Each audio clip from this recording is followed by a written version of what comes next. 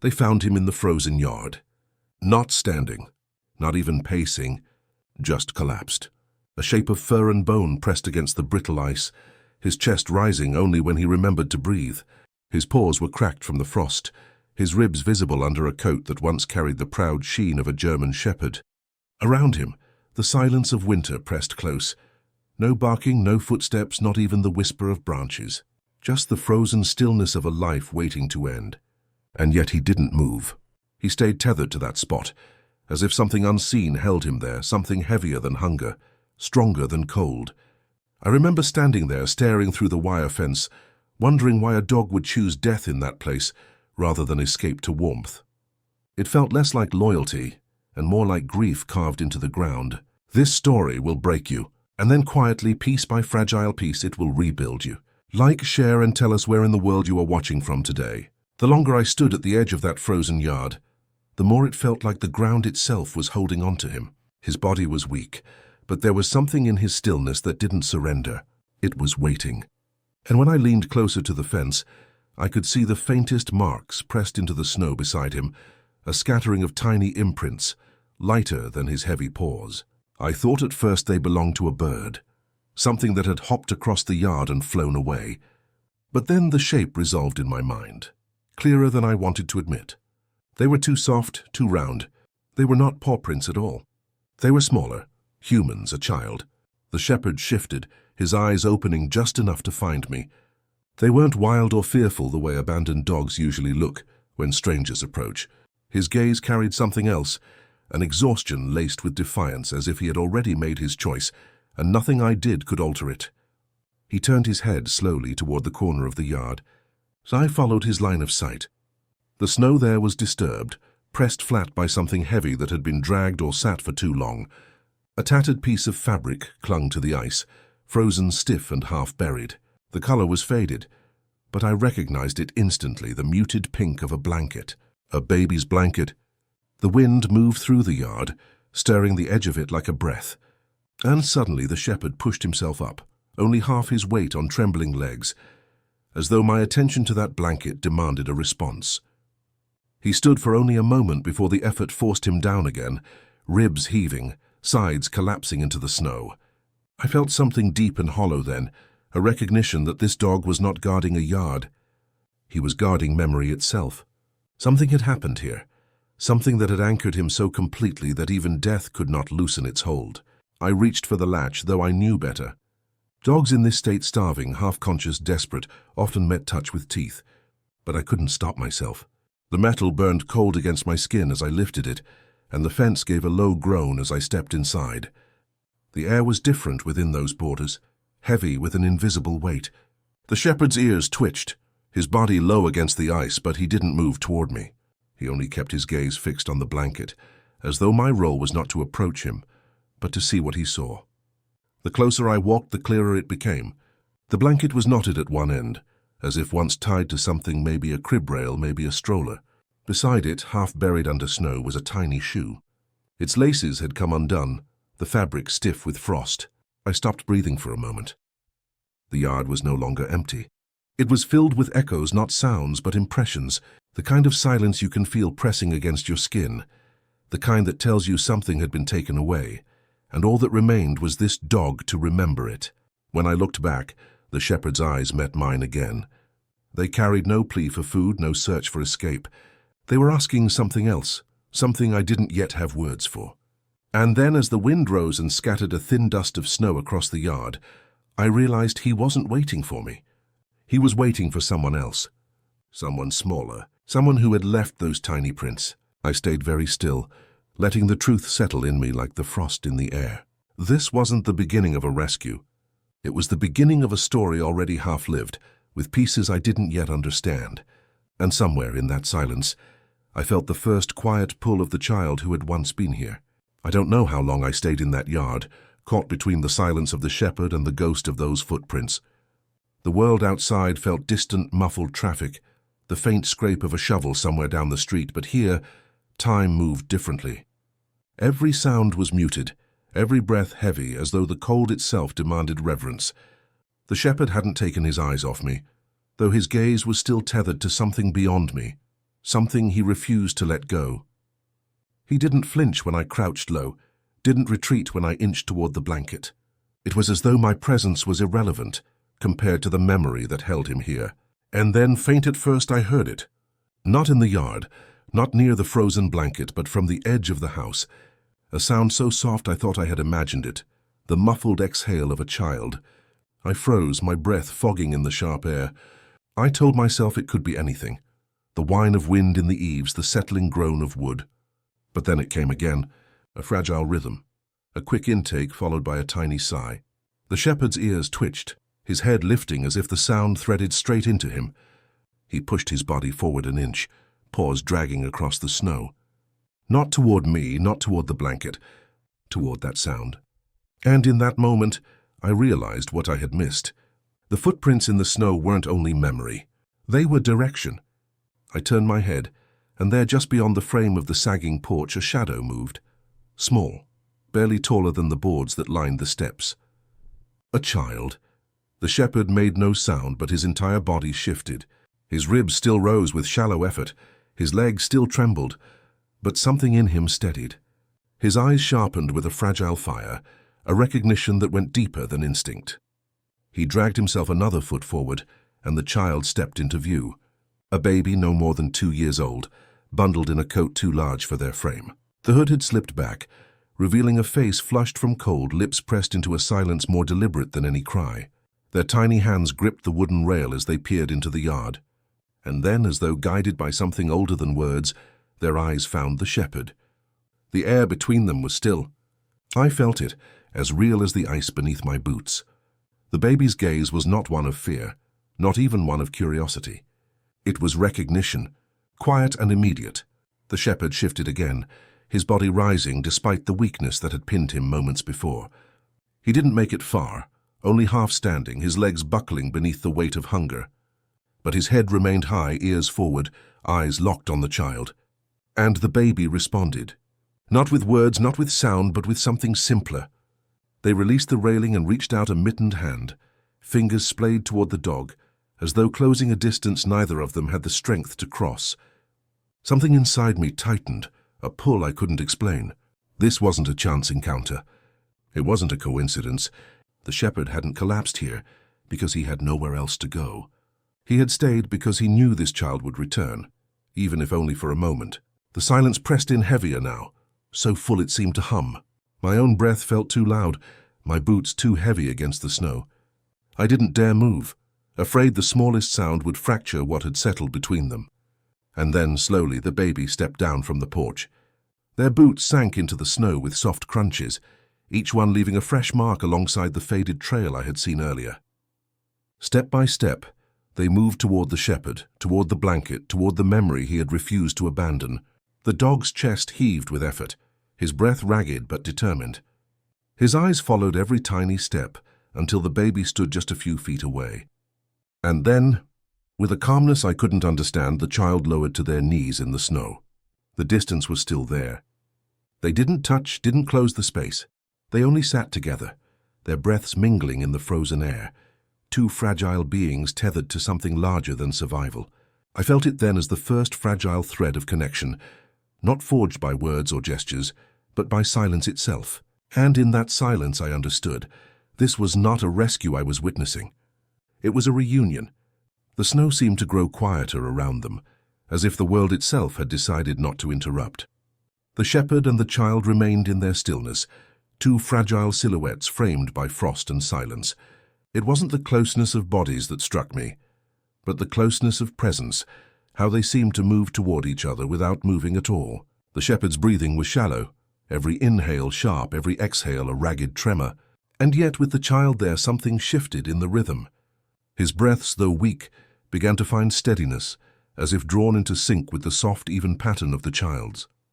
Each rise and fall of the tiny chest seemed to coax the shepherd's lungs into remembering. The baby did not fuss, did not cry. Their mittened hand lowered slowly into the snow, brushing the surface until the crystals clung to the fabric. They scooped a fistful and let it fall through their fingers, the gesture clumsy but unhurried. The shepherd's eyes followed the movement, not with hunger but with something older, Recognition, memory, loyalty reawakened. And then quietly he tried again. His paws pressed into the frozen ground, claws scraping against the crust of ice. His legs quivered beneath the weight of his own body, but he pushed himself forward an inch, then another. The child did not retreat. They simply tilted their head, watching him with a solemnity that felt far too deep for their age. When the shepherd collapsed again, only a few feet closer, the child moved for the first time. Not toward him in haste, not with fear. They simply leaned forward, their small body folding into the snow, and extended that mittened hand once more. The gap between them shrank, not entirely closed, but no longer unbridgeable. I could feel my own pulse in my throat, the air biting against my skin as if trying to remind me to breathe. This was not a rescue as I had imagined it, not ropes or cages or coaxing with food. This was something quieter, something I barely understood. Trust repairing itself, not in leaps but in fragile inches. From the porch, a shadow moved behind the curtain of a window. An adult figure, someone watching, hesitant. The outline shifted and then withdrew, leaving the yard in silence again. Whoever it was, they didn't interrupt. Perhaps they understood what was unfolding. Or perhaps they were too afraid to face it. The shepherd lowered his head into the snow, his nose pressing into the tiny trail of footprints the child had left behind. He lingered there, inhaling as though those faint marks were all that tethered him to life. When he lifted his head again, his eyes found the child's. The baby blinked slowly, the way children do when words have no place. And then, as if offering more than any adult ever could, they uncurled their fist and dropped the last clump of snow before him. A gift simple and wordless. The shepherd did not eat it. He only watched, and something in his gaze softened. For the first time since I'd seen him, the stiffness in his body eased. His ears lowered, not in defeat, but in surrender, not to the cold, but to the presence of this child. Minutes passed like hours. The yard became less a place of abandonment and more a fragile sanctuary, bound together by their stillness. The child leaned sideways, resting their small body against the frozen blanket. The shepherd, trembling, inched until his chest touched the edge of it too. They did not touch each other directly, but they touched the same piece of fabric, a connection through something left behind, something they both refused to abandon. The silence deepened, and in that silence I realized something was changing. The shepherd was no longer only waiting for someone to return. He was allowing himself to move again, not toward escape, but toward belonging. And for the first time since I'd entered that frozen yard, I felt the smallest shift in the air, the beginning of healing, fragile and unfinished, but real. The stillness of the yard had lulled me into believing it might last forever. But stillness never holds. It fractures when the outside world presses in, and that fracture comes not with shouts or violence, but with the groan of a door. The porch door opened slowly, its hinges crying against the cold. The child's head lifted, their mittened hands still resting near the shepherd. They didn't startle, didn't retreat, but the fragile spell of silence wavered as heavy boots stepped onto the wooden boards above. A man's voice followed. Low, worn, uncertain. Come inside. The child didn't move. They sat rooted in the snow, gaze fixed on the dog as though the voice had no weight. The shepherd, though trembling, raised his head toward the sound. His ears twitched but did not lift fully, not in fear, not in obedience. Only in recognition of a presence he could not ignore. The man descended the steps. He was older than I expected, his coat patched and heavy, his face lined with years that looked less like age and more like burden. He stopped at the bottom of the porch, not yet stepping into the yard. His eyes fell on the child first, then on the shepherd, and finally on me. There was no anger in his expression, only weariness, the kind that lives in people who have been forced to let go of too much. His gaze lingered on the dog, and I thought I saw a flicker of something more, guilt. You shouldn't be out here, he said again, softer this time. His breath curled into the frozen air, dissolving before it reached them. Still the child remained. Their small body leaned into the blanket, their eyes never leaving the shepherd. The man's voice carried authority, but it was met with silence more powerful than any defiance. I could feel the tension tightening, the fragile balance of the moment teetering between retreat and collapse. The shepherd pressed his paw forward an inch, claws scratching faintly against the ice. His ribs heaved, his body shaking with effort, but the act was deliberate. A refusal to let the child move without him. The man took a step closer to the fence. His hand lifted, hovering near the latch but hesitating. He looked at me then, as if I were part of a decision he hadn't made. "He won't survive another night out here," he said. The words were not cruel but heavy with resignation. "And I can't keep him. Not anymore." The child shifted finally, their small hand curling tighter into the blanket. They didn't speak, but their body leaned protectively closer to the shepherd. The gesture was soft, but it was enough. The shepherd's eyes brightened with a fragile spark. His trembling eased for a heartbeat, and he lowered his head until it brushed against the frozen fabric they both touched. The man's jaw tightened. He looked away, as if the sight demanded more honesty than he wanted to give. His voice was rough when he spoke again. "He belonged to her," he said, nodding faintly toward the child. "Or maybe I should say, she belonged to him, since the day she was born." The wind cut between us, carrying the weight of words left unsaid. The story was there, half buried like the shoe in the snow, but he couldn't bring himself to unearth it fully. I understood enough. The shepherd hadn't chosen this yard by accident. He hadn't collapsed in the cold because he was lost. He had remained because part of his duty, part of his family, was still here. But now the threat was clear. Not violence, not cruelty, but the quiet devastation of a choice. The man could no longer shoulder what it meant to keep the dog alive. And the silence of that truth pressed harder against us than any storm. The child's hand reached again, this time brushing the shepherd's fur. Not strong, not firm, but enough to leave an impression of touch. The shepherd's eyes closed briefly, as though that single gesture was both salvation and farewell. I knew then the next hours would matter. Decisions would be made in whispers, not shouts, but they would carve the future as surely as any blade. The shepherd had waited for this child. The child had found him again. And now the fragile thread between them faced its first real test. The man's words hung in the air like frost that refused to melt. "I can't keep him. Not anymore." They carried no malice, but resignation often wounds more deeply than anger. The shepherd remained low in the snow, his body broken yet unyielding, his eyes tethered to the child as if the weight of the decision wasn't his to make, but hers. The baby leaned against the frozen blanket, small fingers tangled in its frayed edge. Their touch was light, but it anchored them, both child and dog, bound by something older than circumstance, something grief could not erase. The man rubbed his hands together, not from cold but from unease. He was caught between duty and surrender, between what he had left to give and what was being asked of him at this moment.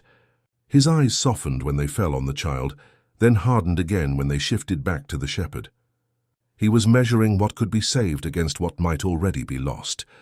"He won't make it through the week," he murmured, more to himself than to me.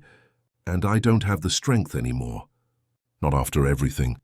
The child shifted then. Slowly, deliberately, they crawled forward until their body pressed fully against the shepherd's side.